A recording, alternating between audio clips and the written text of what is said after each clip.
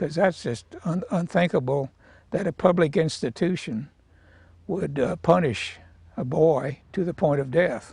Less than 2 weeks away from a cadaver dog search, neighbors of the old Florida School for Boys in Okeechobee open up for the first time about what they saw 50 years ago.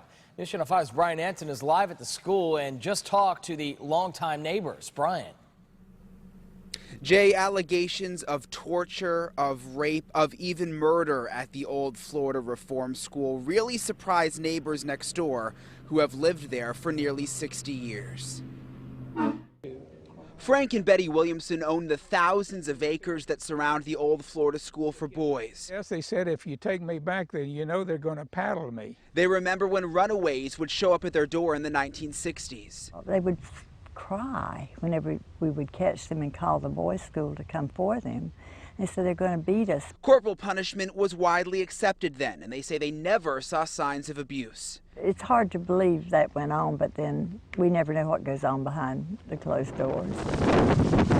Frank drove us through the cattle pasture. So if they came away, they ran, they have open pasture like this to go across. Close to the school, an area where an old dairy barn stood, an area rumored to be close to a secret cemetery. To get over to in this area, they would have to get across that canal. Frank welcomes the cadaver dogs on his property. Boy, if they brought somebody over on our land and buried him because he was dead, that would really enrage us. The couple doesn't think there are buried bodies. There is a possibility.